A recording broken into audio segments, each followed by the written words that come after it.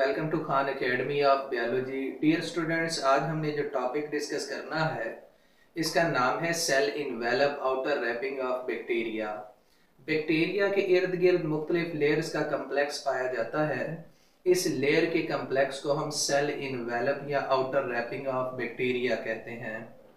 Cell envelope का bacteria के इर्द गिर्द काम इसकी प्रोटेक्शन है और इसे पैथोजेनेसिटी प्रोवाइड करता है, यानी बैक्टीरिया को ये वायरुलेंसी प्रोवाइड करेगा। अगर इसकी डेफिनेशन को हम देखें तो cell envelope complexes of layers हैं जो कि पाया जाएगा आउटसाइड ऑफ प्रोटोप्लाज्म, यानी प्रोटोप्लाज्म से बाहर complexes of layer, this is called cell envelope.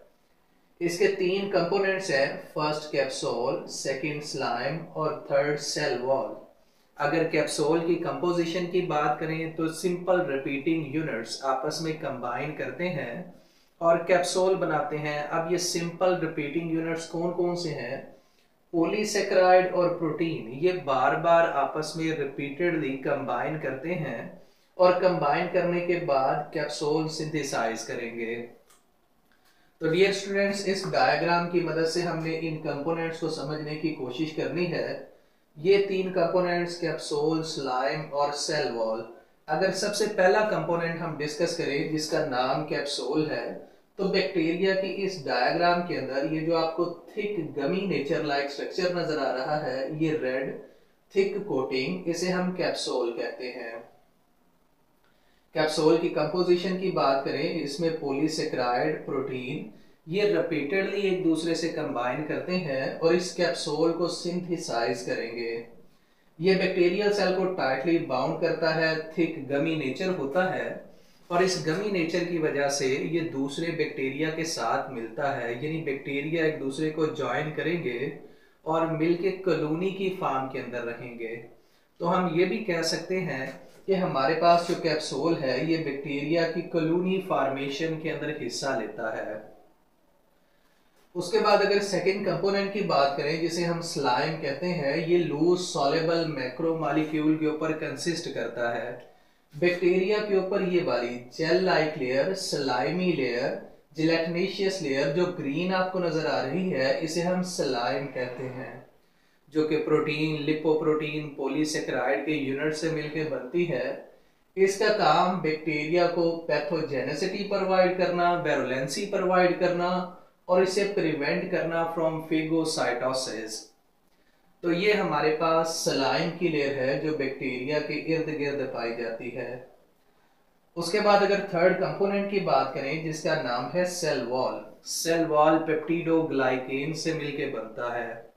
Peptidoglycan glycan chain और पेप्टाइड चेन यानी प्रोटीन और कार्बोहाइड्रेट से मिलके बनता है। ये कॉन्जुगेटेड मॉलिक्यूल है। ये बड़ा फेमस एमसीक्यू है और पहले भी ये पूछा जा चुका है कि बैक्टीरिया की सेल वॉल किससे मिलके बनती है, तो आप बताएंगे ये पेप्टिडोग्लाइकेन से मिलके बनती है। अब जो सेल वॉल है ये रिजिड होती है, बड़ी टफ और सख्त होती है, बैक्टीरिया की शेप को मेंटेन करेगी और बैक्टीरिया को ऑस्मोटिक लाइसिस से ये बचा के रखता है। अब ऑस्मोटिक लाइसिस क्या है?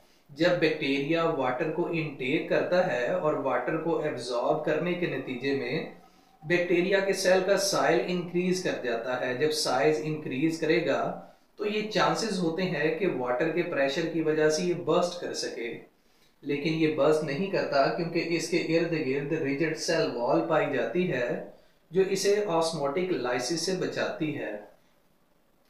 इसकी मिसाल बिल्कुल ऐसे है जैसे कि प्लांट के सेल वाटर को एब्जॉर्ब करते हैं। एब्जॉर्ब करने के बाद ये वाटर उन प्लांट सेल की वॉल के ऊपर प्रेशर लगाता है और सेल वो टर्जिट हो जाते हैं। प्लांट सेल टर्जिट हो जाएंगे लेकिन बर्स्ट नहीं करेंगे। क्यों नहीं करेंगे? क्योंकि इनके इर्द गिर्द भी सेल वॉल पाई जाती है। उसके बाद अगर हम बात करें माइकोप्लाज्मस की, ये वो बैक्टीरिया है जिसके अंदर सेल वॉल नहीं होती।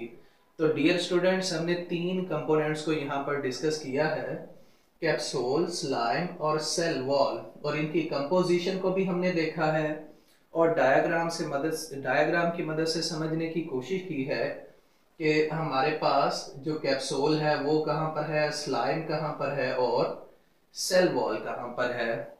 अब हमने डिस्कस करना है difference between gram positive and gram negative bacteria.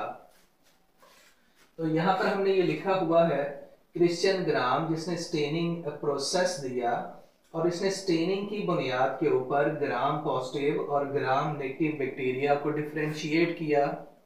अगर हम ग्राम पॉजिटिव बैक्टीरिया की बात करें तो जब इसके ऊपर CV1 complex, crystal violet complex, जो कि एक डाई है और प्राइमरी डाई है, ये इसके ऊपर डाला गया तो इसके ऊपर स्टेन आया, कलर आया पर्पल और ब्लूइश।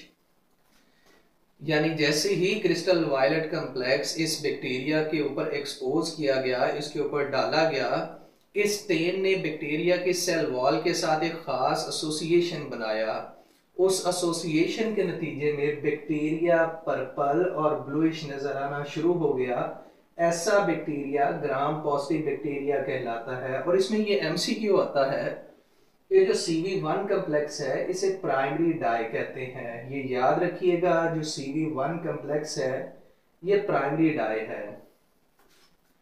उसके बाद अगर ग्राम नेगेटिव बैक्टीरिया की बात करें तो इसके ऊपर CV1 कम्प्लेक्स डालने की वजह से कोई भी कलर नहीं आता। जब इसके ऊपर सेफ्रानिन डाला गया तो ये पिंक कलर का नजर आया, यानी इसके ऊपर जो स्टेनिंग हुई ये पिंक कलर की हुई। ऐसे बैक्टीरिया को ग्राम नेगेटिव बैक्टीरिया कहते हैं। और याद रखिएगा, ये भी MCQ आता है कि जो सेफ्रानिन है ये सेकेंडरी डाई है। CV1 कम्प्लेक्स ये प्राइमरी डाई है, उसके बाद सेफ्रानिन ये सेकेंडरी डाई है। ये दोनों MCQs पूछे जाते हैं, ये याद रखिएगा।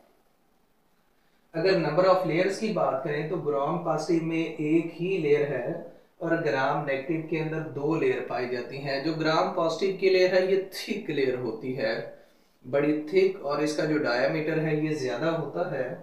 उसके बाद अगर केमिकल मेकअप की बात करें तो ग्राम पॉजिटिव के अंदर पेप्टिडोग्लाइकेन ये अप्रोक्सीमेटली 50% पाया जाता है, टिकोइक एसिड पाया जाता है, लिपोप्रोटीन पाई जाती है। अगर ग्राम नेगेटिव की बात करें इसमें लिपोप्रोटीन, पेप्टिडोग्लाइकेन अप्रोक्सीमेटली 10% पाया जाता है। अब ये जो कंपैरिजन है ये टेक्स्ट बुक के अंदर एक टेबल के अंदर दिया गया है। इस टेबल के अंदर हर साल MCQs लाजमी आते हैं और बेशुमार इसके अंदर MCQs हैं, जैसे primary dye, secondary dye, number of layer, chemical makeup के अंदर पेप्टिडोग्लाइकेन की परसेंटेज, ग्राम पॉजिटिव और नेगेटिव के अंदर लिपिड की जो परसेंटेज है ये भी MCQ के अंदर आती है। ग्राम पॉजिटिव के अंदर 1 to 4% लिपिड होता है, जबकि ग्राम नेगेटिव के अंदर 11 to 12%। ओवरऑल थिकनेस की अगर बात करें ये भी MCQ के अंदर आता है। ग्राम पॉजिटिव में 20 to 80 नैनोमीटर और इसकी 8 to 11 नैनोमीटर है। अदर मेम्ब्रेन्स ग्राम पॉजिटिव के अंदर नहीं होती और ग्राम नेगेटिव के अंदर मौजूद होती हैं। अगर परमेबिलिटी की बात करें तो इसकी मेम्ब्रेन मोर परमिएबल है जो ग्राम पॉजिटिव है और उसकी लेस परमिएबल है। तो डियर स्टूडेंट्स, ये हमारा टॉपिक था cell envelope outer wrapping of bacteria, जिसके अंदर हमने कैप्सूल, स्लाइम और सेल वॉल को डिस्कस किया है और कंपैरिजन देखा है between gram positive and gram negative bacteria.